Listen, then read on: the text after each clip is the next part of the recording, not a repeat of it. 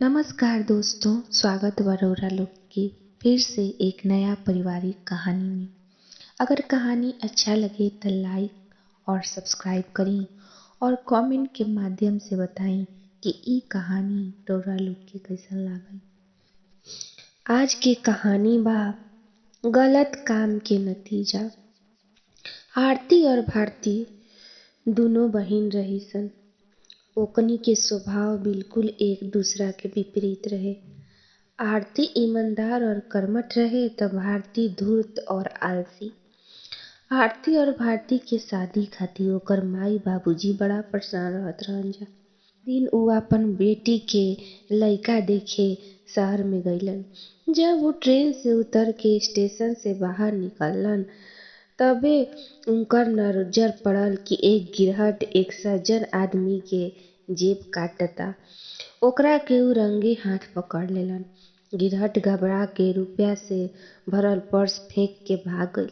तब श्याम बिहारी जी पर्स के उठा के घटना से अनभिज्ञ सज्जन के उनकर पर्स लौटा देलन। सज्जन बड़ा खुश भइलन और श्याम बिहारी जी के अपना साथे घरे चले के कहलन। बातों ही बात में सज्जन श्याम बिहारी के शहर आवे के कारण पूछलन। श्याम बिहारी रुआसा होते हुए कहलन कि बेटी के शादी खातिर हम पिछला 2 वर्ष से भटकतानी और हर बार कोई न कोई अड़चन आ जाता। उस सज्जन तब आपन नाम अनूप सेठ बतैलन और कहलन कि अगर तू उचित समझ त हमार बेटा भी शादी के योग्य बा।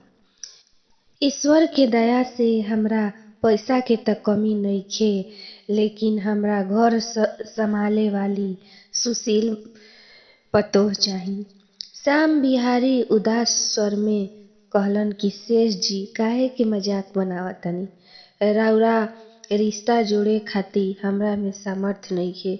शेष जी के आलीशान घर और ठाट बाट देख के श्याम बिहारी के आपन हैसियत भिखारी जैसन लागत रहे।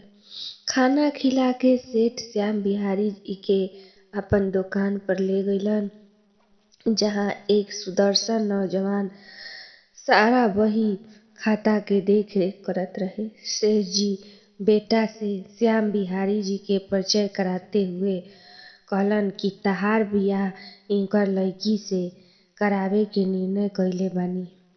लइका कुछ ना कहलस और शरम से गर्दन झुका के श्याम बिहारी के गोड़ छू के अपन काम पर वापस लौट गइल।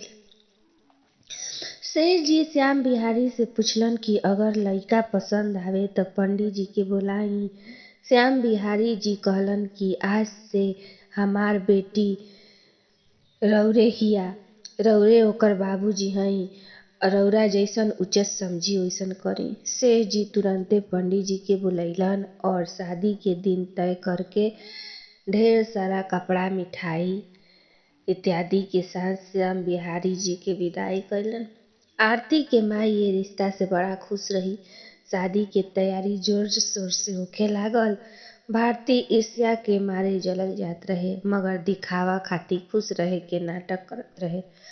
भारती आरती खातिर आइल कपड़ा से सारा अच्छा कपड़ा अपना खातिर रख लेला। शादी के दिन बड़ी चहल पहल रहे। शेष जी के साथ बड़ बड़ हस्ती बारात में आइल। श्याम बिहारी जी स्वागत में अपन एड़ी चोटी के जोर लगा देलन। शादी कुशल मंगल से हो गईल और आरती अपन ससुराल चल गईल। अपन अच्छा गुण के कारण उ ससुराल में सबके चहेती बन गईल। एक बार अनूप सेठ के घर उनकर ममेरा भाई अइलन। उ व्यवहार कुशल बहू के देखलन त आरती से भारती के शादी आपन लइका से करवावे के कहलन। आरती भी तुरंत ई बात आपन नैहर में बतैलस और ओही दिन अनूप सेठ के ममेरा भाई अपन पत्नी और बेटा के साथ आरती के घरे जा पहुंचलन। शादी के बात भी तय हो गई। रात के समय श्याम बिहारी जी खुशखबरी समधी जी के देलन त अनूप सेठ बिफर गइलन। भला उ हमार रिश्तेदार हवन पर उनकर धंधा बेईमानी पर टिकल बा और लड़का के चाल चलन भी हमरा ज्यादा पता नइखे। समधी के ये बात सुन के श्याम बिहारी अपन मेहरारू के ई बात बतैलन त बिस्तर पर लेटल भारती सब सुनत रहे। ऊ आइल और झट से अपन बाबूजी से कहलस कि ऊ दीदी के ससुराल से ज्यादा पैसा वाला बाड़न जा, एसे जीजाजी के घर वाला इ सब से जलेलन। बेटी के मुंह से इ सब सुन के श्याम बिहारी जी के अच्छा त ना लागल, लेकिन बेटी के मर्जी जान के ओकर विवाह टालल उचित ना समझलन। धूमधाम से बियाह हो गईल और समृद्ध घर पाके भारती बड़ा खुश रहे।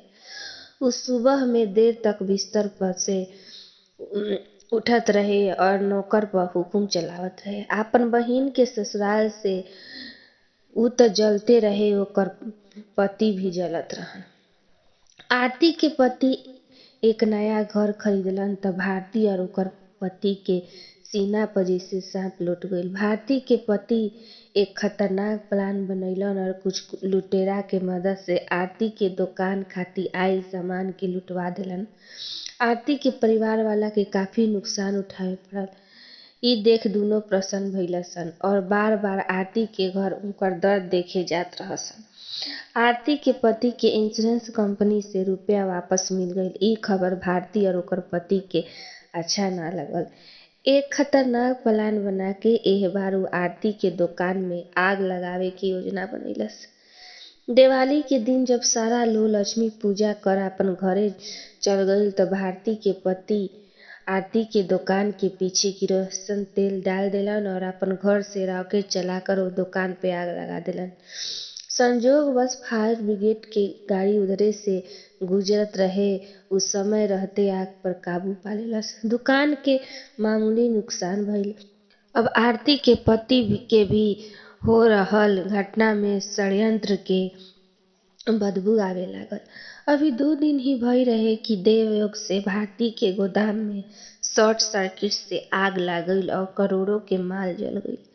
अपन काली कमाई के छुपावे के वजह से ओकर पति इंश्योरेंस भी ना करइले रहन। ए घटना से ओकरा हृदयघात हो गईल और उ कम महीना के बाद घर लौटल।